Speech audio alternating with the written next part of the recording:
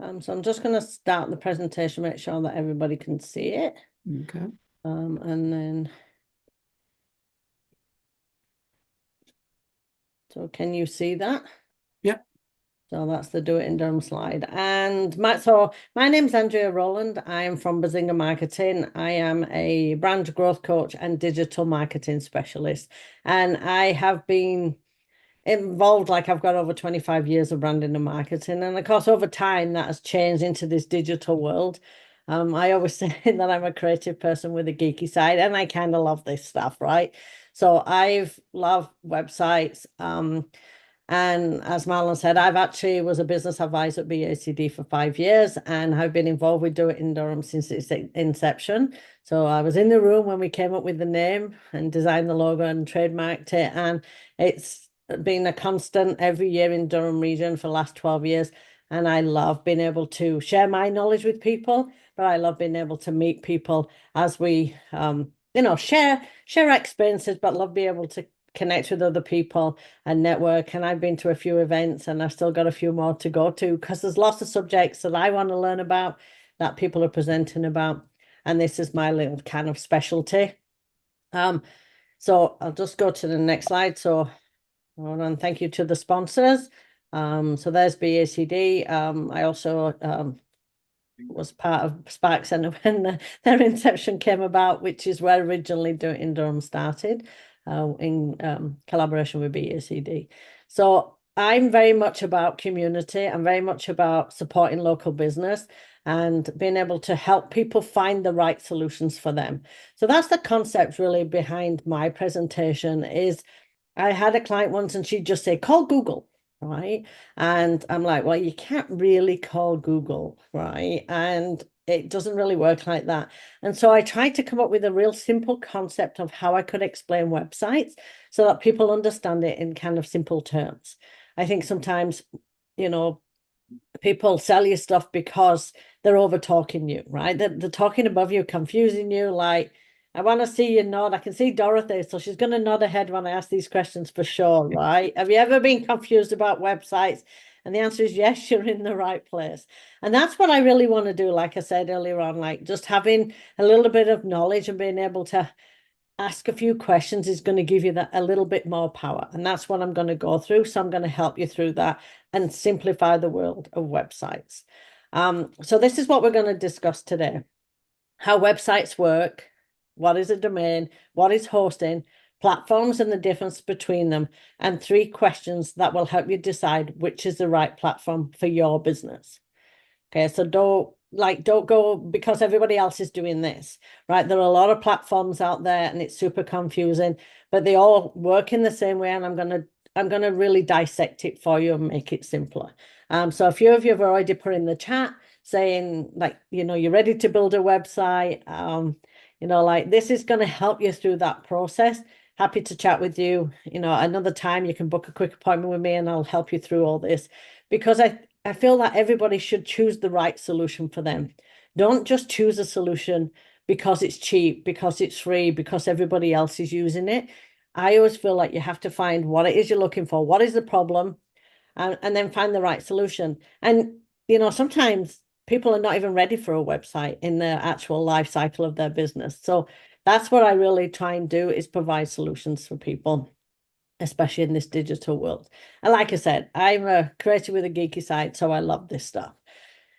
So I'm going to break it down into simple terms, how a website works. So there's actually 4 components to a website. Don't think of it just kind of that piece of technology. I'm going to go step by step. So first of all, there's your domain name.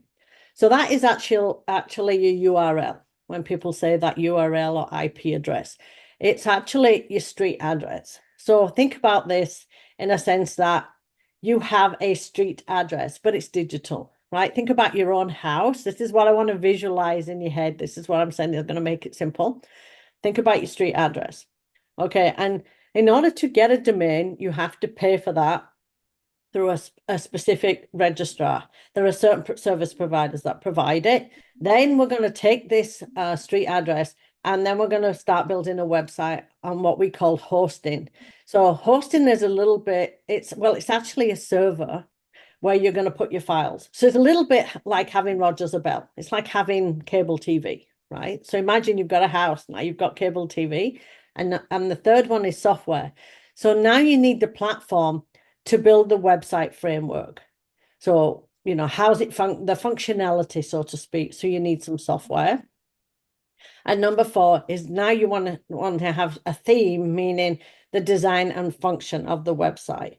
Now, I'm going to explain each one, when you've got to pay for them, sort of how it's set. Because a lot of people will say, oh, well, I built a website, but now it's not working. And my first question to them is, did you pay your bill?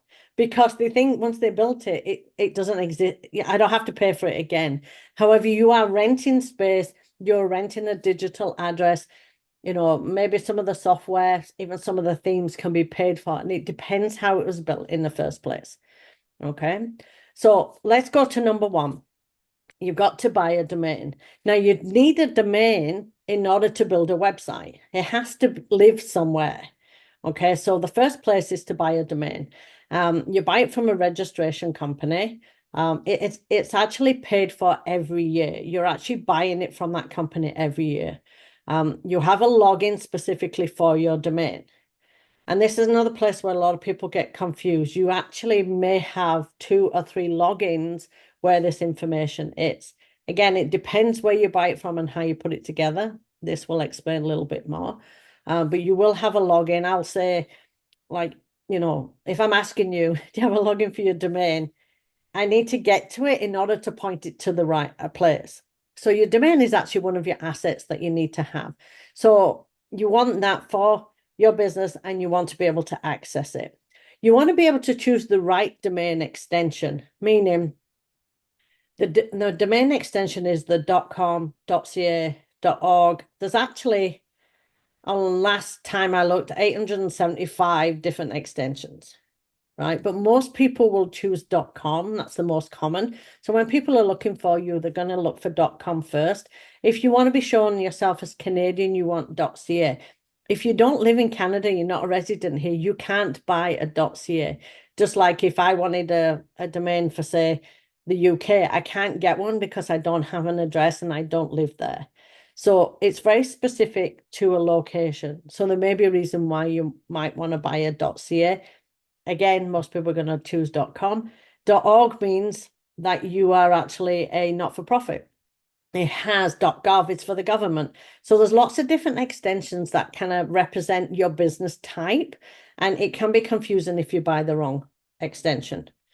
And I recommend you should buy this yourself. You should own it. Now, there are a lot of web developers who will register it for you. If they register it for you and they haven't put it in your name, they own it, not you.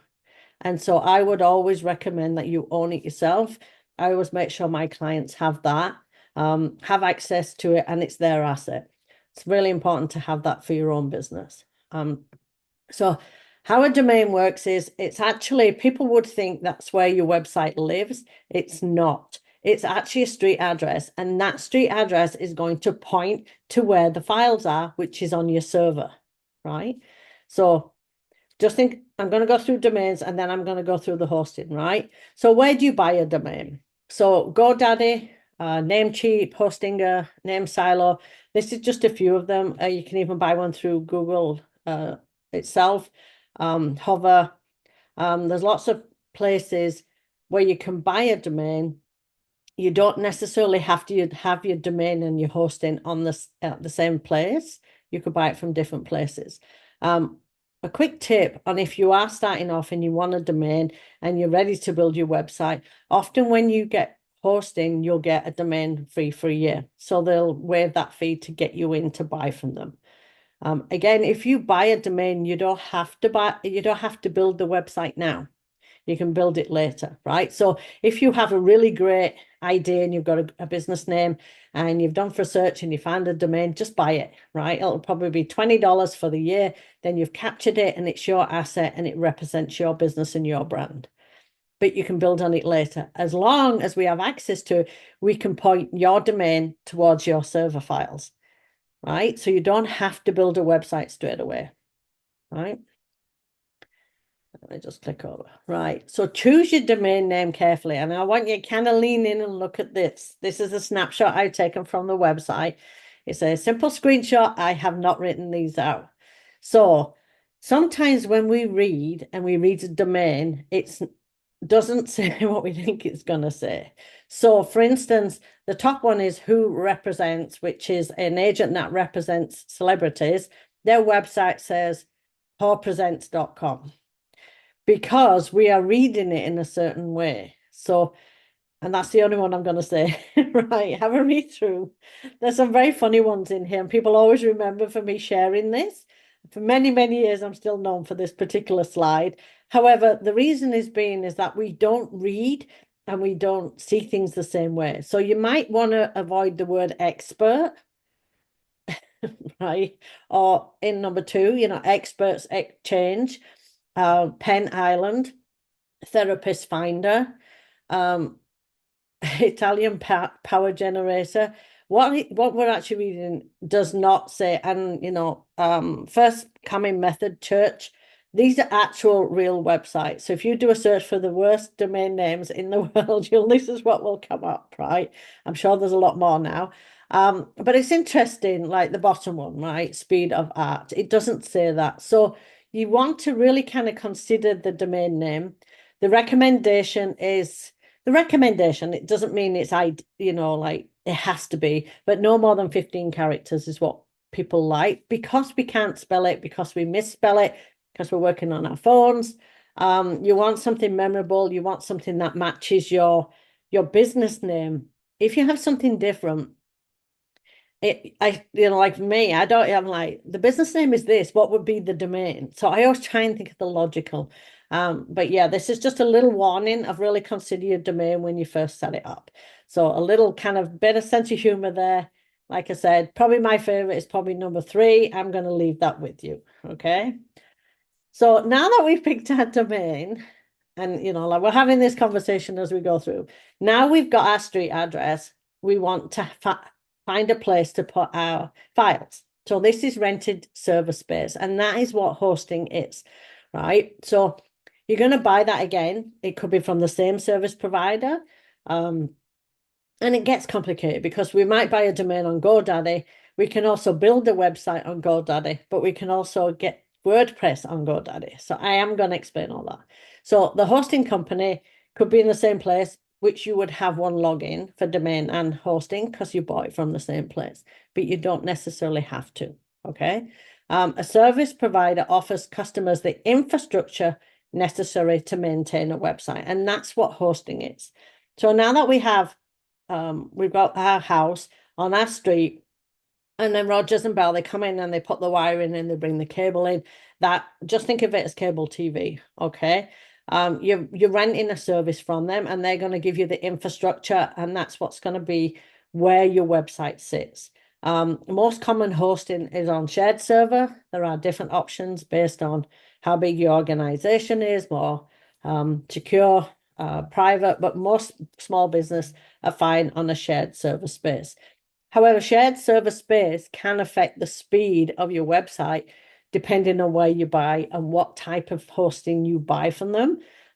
If there's more people on that shared server, the hosting is going to be a little less. So that's when you look at the packages, it's going to give you lots of different options. That's going to really affect the amount of files you can put on there and also the speed. Okay, so that's what you're looking at when you first you're like, why are there so many? That's why, because you just want to buy the package that makes sense for you. Just like if you're buying cable TV and you have the basic package, or maybe you watch sports and you want the next package or the next package, it's the same thing for hosting. So just imagine it's actually cable TV. Okay. So number 3 is the software, and number 4 is the look and the theme. So the software is the framework. So you could go with a particular hosting company and they may have a builder inbuilt, right? And that will be the software. And from there, you would then choose a theme. And like I said, there's options, and I'm going to go through each one. So don't worry too much about this wording. I am going to go through each one. So you're going to build the website. You need the website framework to build, and that's the software. So there's lots of different, like there's Joomla, there's WordPress, there's Shopify. They've all got their own names. And again, like I said, I'm going to explain through it. And now you need a functionality. So what does it look like? How does it feel? What are the basic, thing that you put in to begin with to start with? Like how you're going to make it look and feel is the theme and the functionality. So often I'll say to people, if you were say came and said, I want to sell products and I want to sell online, then a perfect system would be Shopify because it's built for that reason. And then you would pick a theme that makes sense for your products. So that's the look and feel. So you still have two choices to make, okay? There's a software called WordPress, which is free open source, meaning it's a piece of software that you don't actually pay for. And a lot of the service providers will allow you to install that software, and that will become the software. And then you will put a theme on top of that. Some of the softwares are proprietary owned, meaning if you build with them, like Shopify, Wix, Weebly, Squarespace, you are buying their software and it's on their platform, and then you are stuck within that particular software. If you wanted to move your website somewhere else, you would have to actually rebuild your website because it's in their actual software. Okay, so just to let you know, often a lot of themes are free, they're paid. It depends how complicated you want it to be. And there are so many different softwares and platforms like, show it. Like I always look and take a look, and there's there's lots of builders. There's lots of places you can get it. And I think that's one of the reasons why it's pretty confusing. So there's a little TV symbol. When I think about this, I've got my street address, I've got my cable TV. Now I need the box and I need the TV to watch it. So the box will be the software. So that's why I wanted to simplify it, right? Street address is your domain, hosting is your cable TV, your software is the box, and the theme and the website theme is your TV. And now you've got all four, you can now watch TV, right? So that's what a website, how it works, right? Just wanted to really make it simple for people. So we're going to go back through them one by one. So hosting choices. Where would I get hosting choices? And like I said, there's a lot to choose from, right? Wix, Squarespace, Amazon does it, Judah.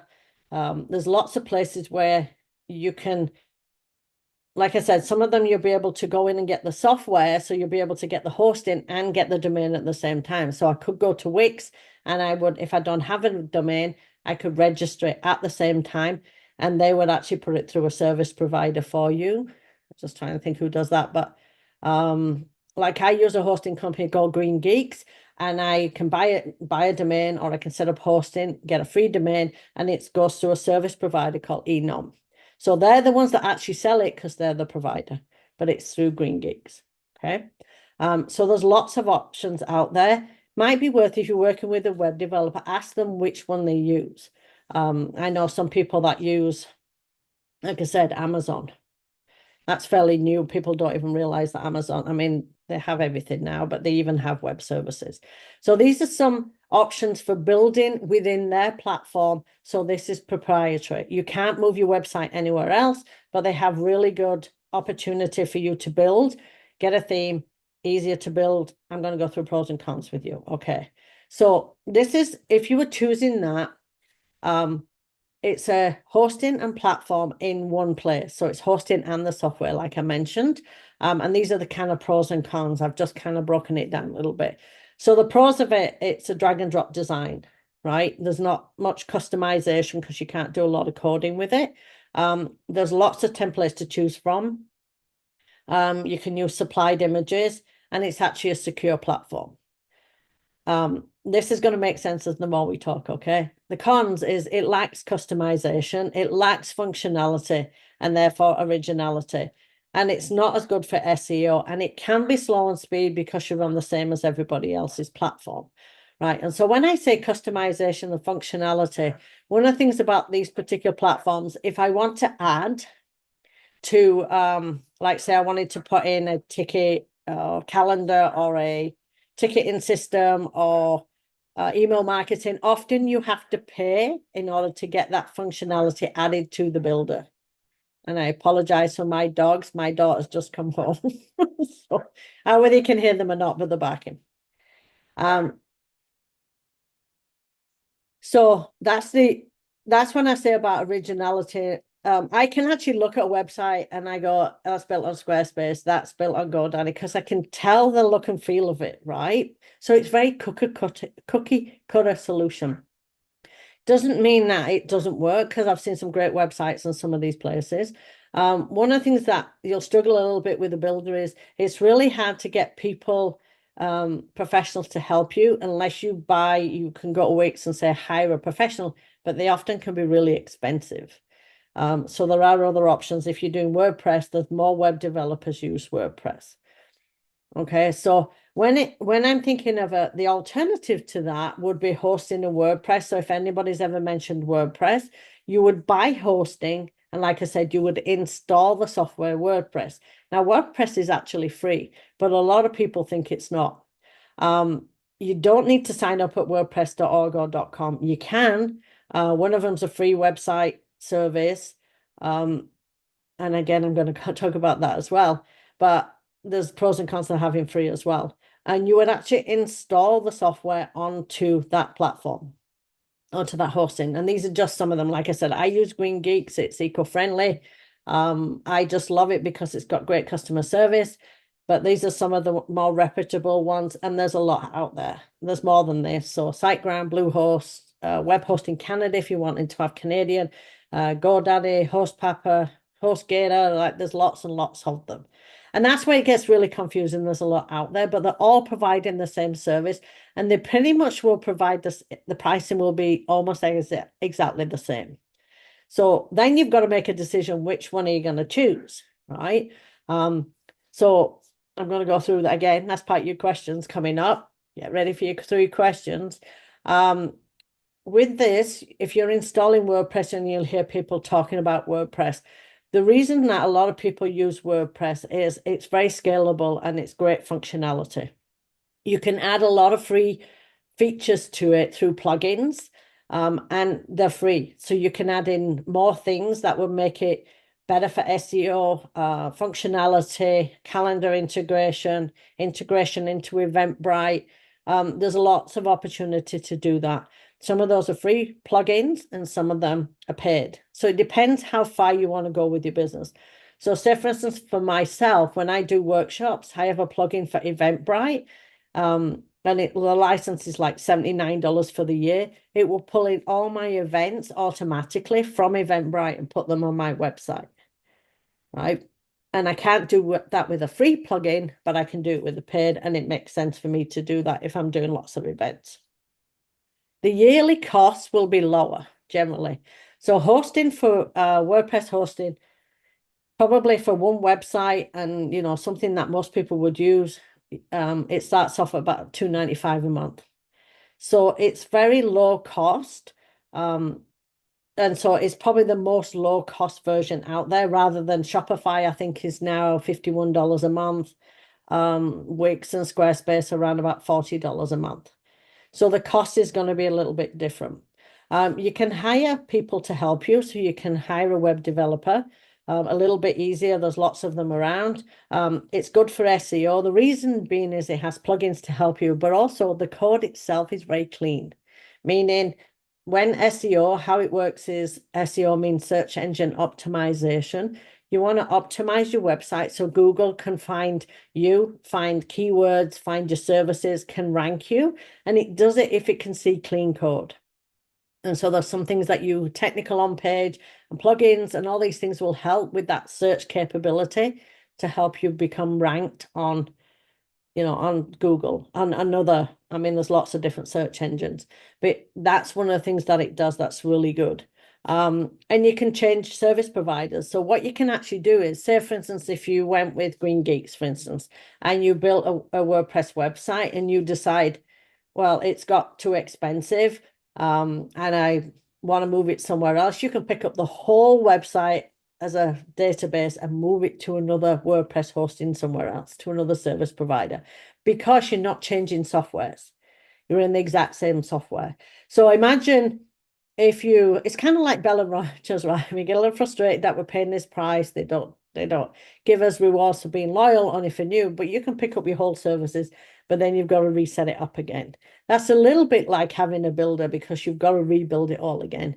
But with WordPress, you could pick it up. They would actually migrate it for you, put it on their site.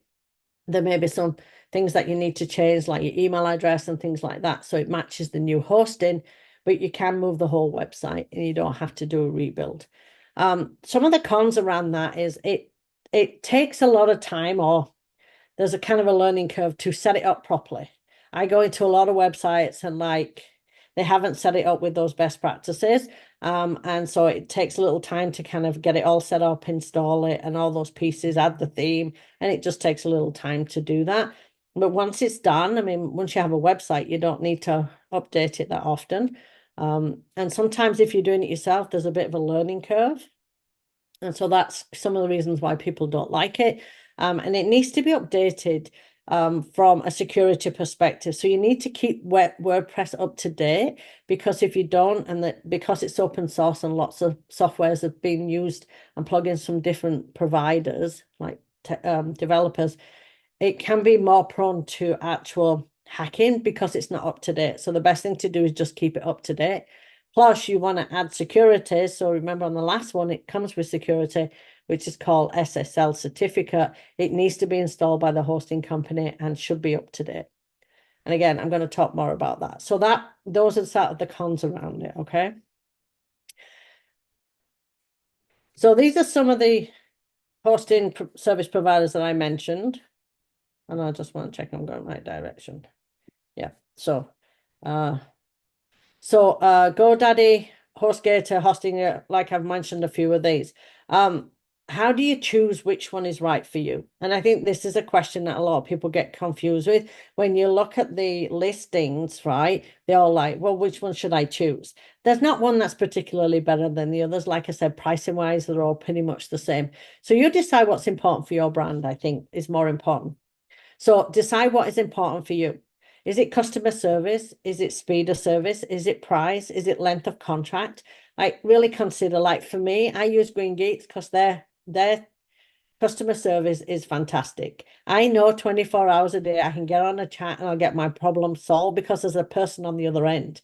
When I go to GoDaddy, I get stuck in that chat bot and then I go around in a loop. And if I eventually speak to somebody, they try and upsell me with something that I don't need.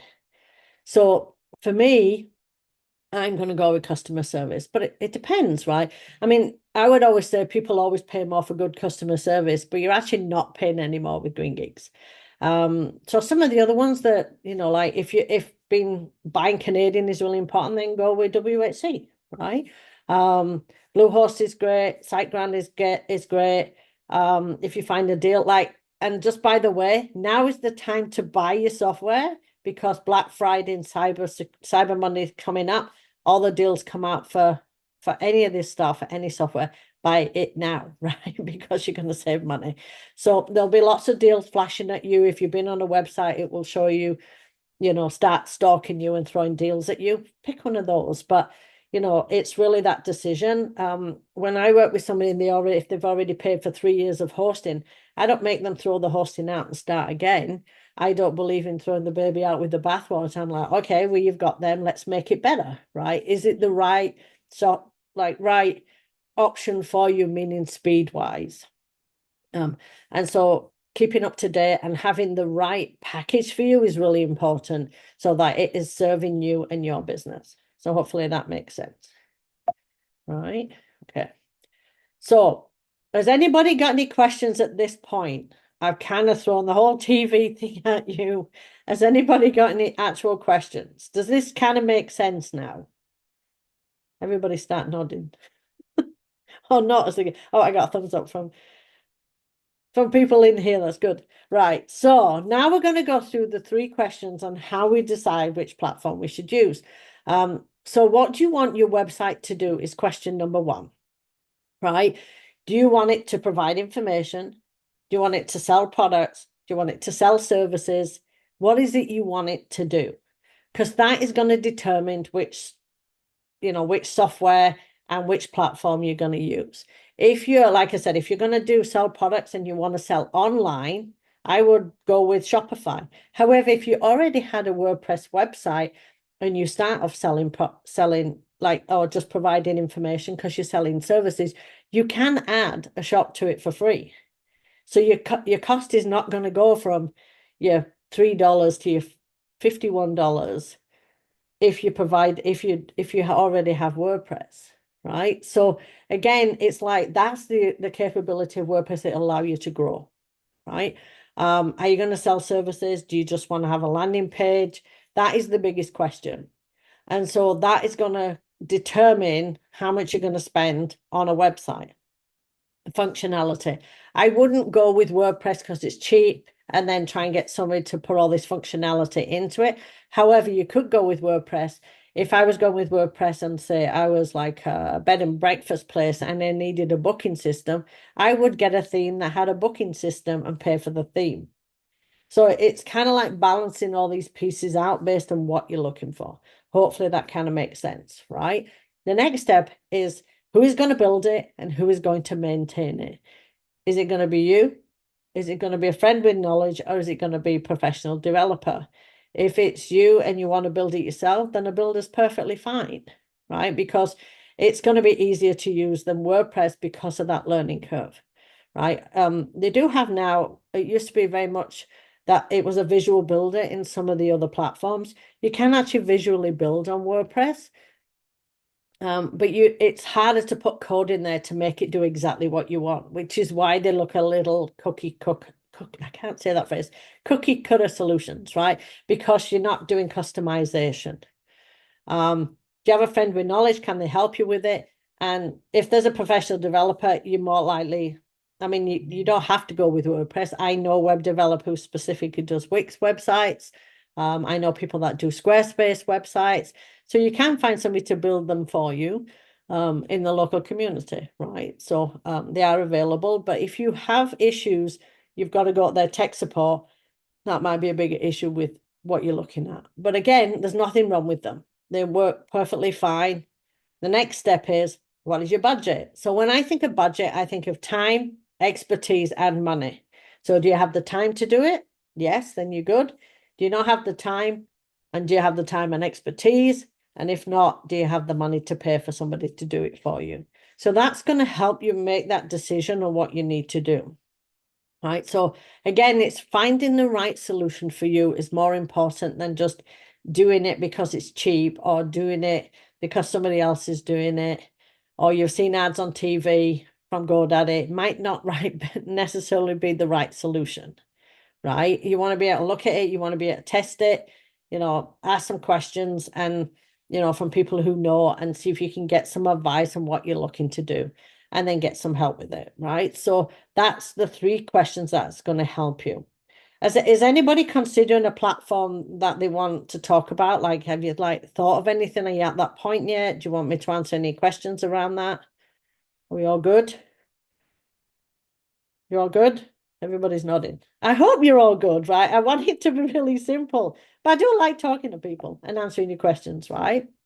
So this is e-commerce websites. And like I said, it's really finding the one that works for you. So Shopify is a great platform.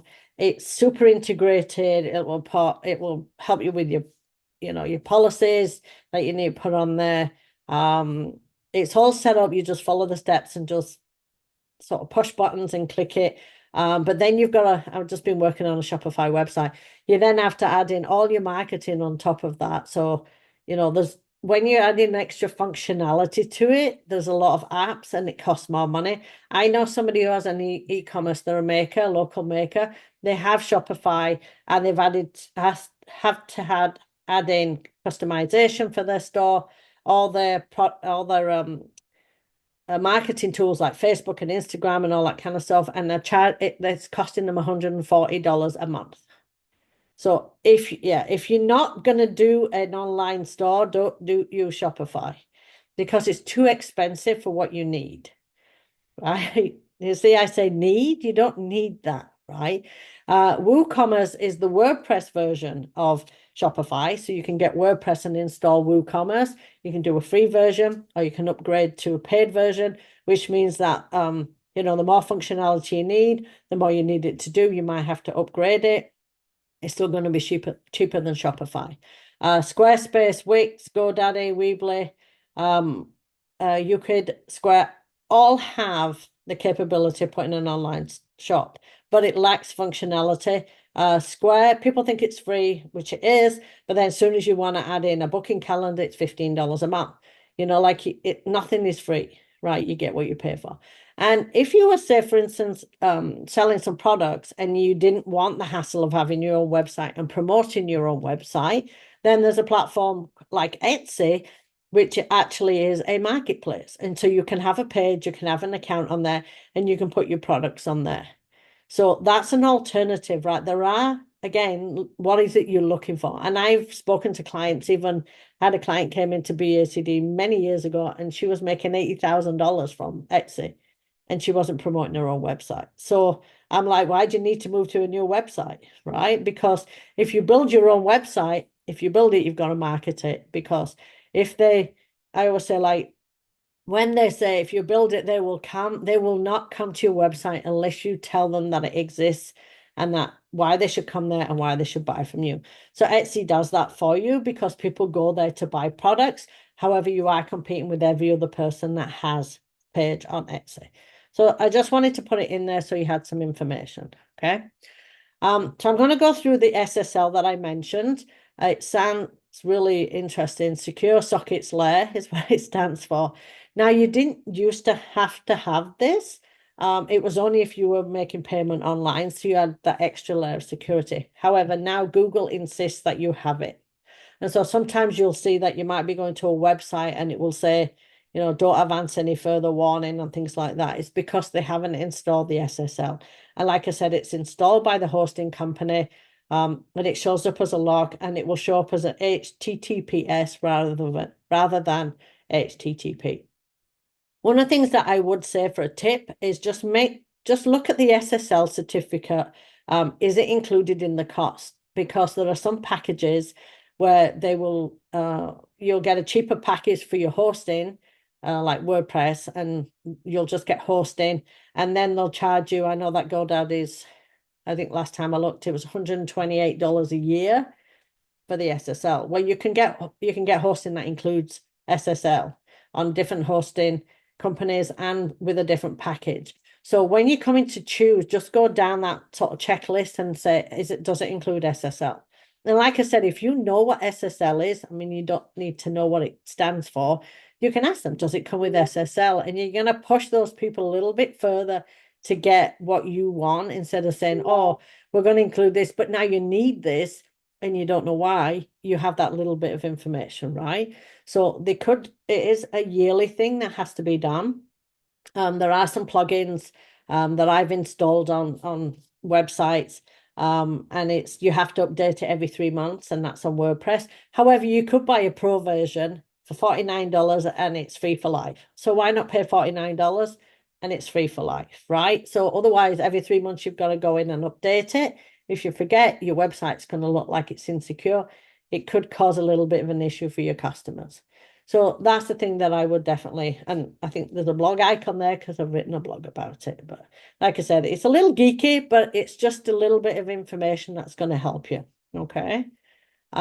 So free website options, there are free website options out there. And these are just a few. This is changing all the time. Like this whole digital world is changing all the time, let's face it. So obviously the pros is that it's free. It gives you a chance to design it before you pay for it. It allows you to test the market. However, the cons for that is the platform branding.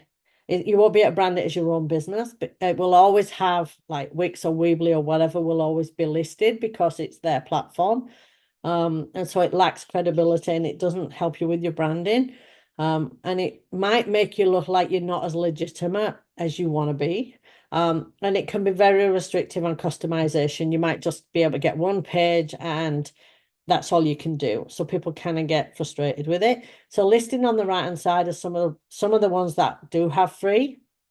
put across through Google, because as of this year, they are no longer offering free Google websites. They used to until March this year, and that's not happening anymore. So they've taken that away, and added more compliance issues in for everything else that you do online. But that's just the world today, as because people are getting scammed online and they want to try and avoid those issues. And that's why having a legitimate website, having a professional email address with your domain name is really important, because it helps with your branding and your credibility.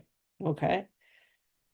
So I feel like that's enough information for me to throw at you today. Does anybody have uh any questions around that? I will just leave this up and see if there are any questions.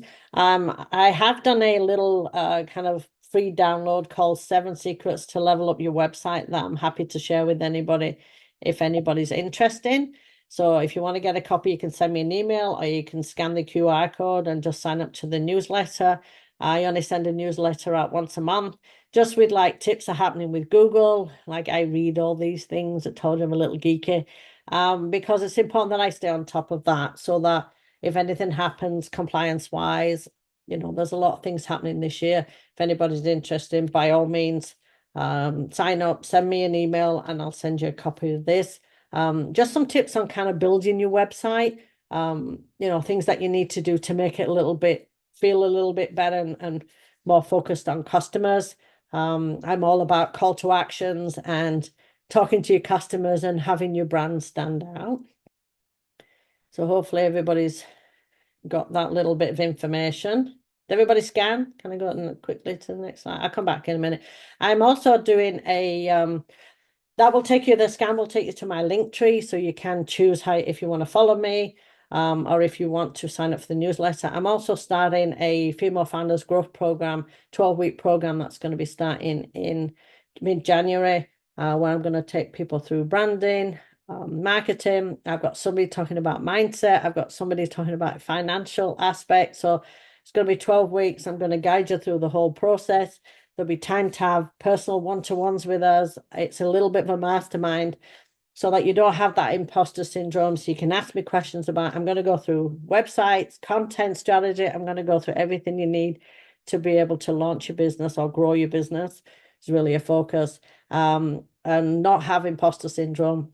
And that'll be starting in January. Because I feel like sometimes there is an overwhelmingness with this tech, and people try and sell you solutions. And I'm really about problem solving. What is it you're looking for that's right for you is really where my business fits in. That's my differentiator. That's how I work with people. So has anybody got any questions? Oh, there's things in the chat. Is it questions, Marlon? Does Horse do the same like these platforms? Yes, it does. So I have a client that's on Horse exactly the same. So, yeah, yes, you can do.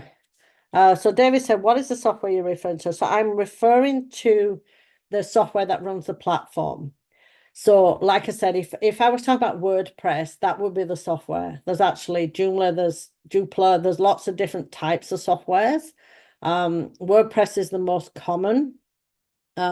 If you were going with Wix and Squarespace, you would use their proprietary software. So it's Wix. So like I think the actual coding, like I think it's called Fluid. So Shopify's actual programming is called Fluid, right? So it's it's different coding. So Shopify has its own proprietary software, Wix has its own, Square has its own, Squarespace has its own, GoDaddy has its own builder, Hostpapa has a builder, but you can also use some of those hosting companies to install WordPress. That will be the software. So hopefully that kind of makes sense. Elizabeth's asking for the recording, so that's up to BHCD. I think they're going to provide all that. Happy to send you if you want the 7 secrets, or even if you want a PDF of the presentation, I'm happy to send it to you if you just reach out to me. My email address is andrea@b-zinga.com. Yeah, and I'm happy to answer any questions if anybody's got them. I hope this has made you think about websites like TV. How simple is that? Andrea, before you go, there is seem to be a question. Someone is asking, does Host Papa do the same like the other hosting Yep. platforms? So it's the same thing. Yeah, so if you've Yeah. already signed up, Baz, if you sign up with Host Papa, that would be WordPress. They also have a builder too.